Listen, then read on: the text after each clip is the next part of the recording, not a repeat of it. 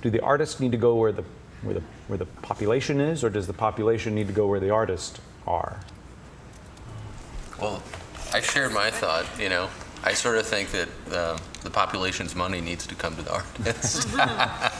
You know, it's sort of the thing where we're doing, and I know one of the segments was about brave artists, and what does it mean to be brave, and does it mean to put your checkbook out there, and or you know, but.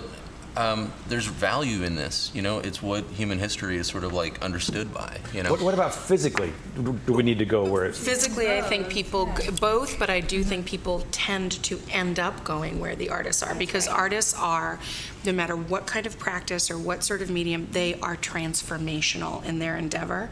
And so they end up transforming and attracting not gentrification necessarily, but improvement, quality of life, thoughtfulness, all of these things. And so people do tend to end up going where the artists are. We've talked a lot about different holistic approaches to things like education, how it ties into health and things of that nature. Do artists need a seat at the table when we're talking about these kind of community improvement projects?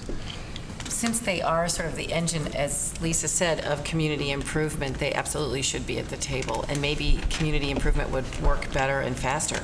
Amen. I mean, the artists are the risk takers. Say that again? The artists are the risk takers. They think outside the box. We are used to working interdisciplinary with people from all different backgrounds, and so I think that we're big change agents in the city, and yeah, seats at the table.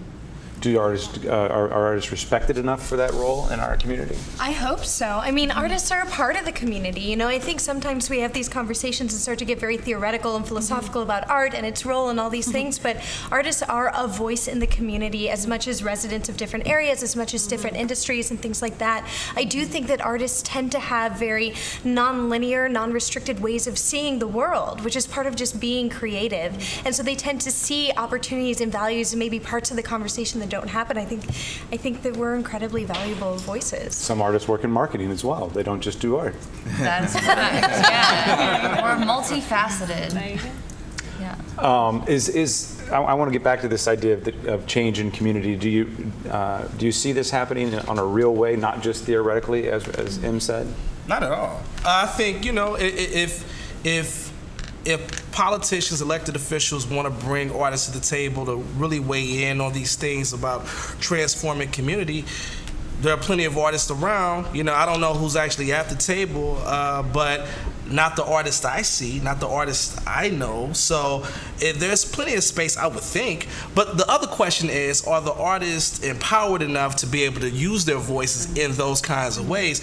And I think in a city where the individual artist might be marginalized unless he or she is able to work with a group, they may not feel like they have much to contribute because of how we frame the question. And if the question isn't framed in a way that's accessible for the artist, then how could she or he actually even make any meaningful contributions? One thing I think about that is that when you talk about the arts, one of the reasons why I stepped into business is because when you do art, that's kind of your self-expression, but if you really want to get it out and you want to get it to the masses, you have to mix business principles with that. Absolutely. Because you can have the best product in the world, but if nobody knows about their product, it's useless to anyone. And so that's why, as our organization with Street Dreams, we've been really just trying to make sure that people have those business principles and know about marketing. As a shameless plug, there's two great artists that are in the audience right now that have huge followings. One is Kenny DeShields and the other is Shanita Jones. They are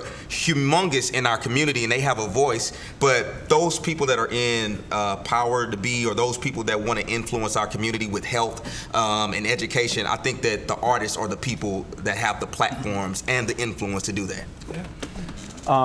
The future of St. Louis art, you mentioned something about the accessibility of art in St. Louis. I'm thinking about, I believe it's Oregon, where the entire coastline is public. And you definitely think outdoors when you think Oregon. Are people going to think art when they think St. Louis? I hope so. I think, and generally, I think it will go that way. You know, everyone was just talking about Grand Center and how all of a sudden it just kind of boomed overnight, and you see it as you walk down, you see all the beautiful signs, you see the theaters, you see even hotels and bars transforming into the architecture is more artistic, and I think, I hope, and I think it will eventually go that way.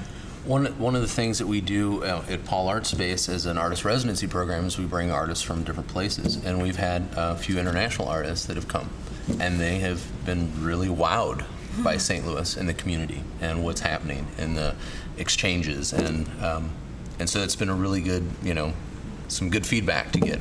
Elisa, we have 30 seconds left. I'll give you the last word here. Art is what? Fill in the blank there. Anything that can change your perspective on your daily life, anything that can transform the way that you see anything from the coffee cup to a grand worldview. Thank you very much.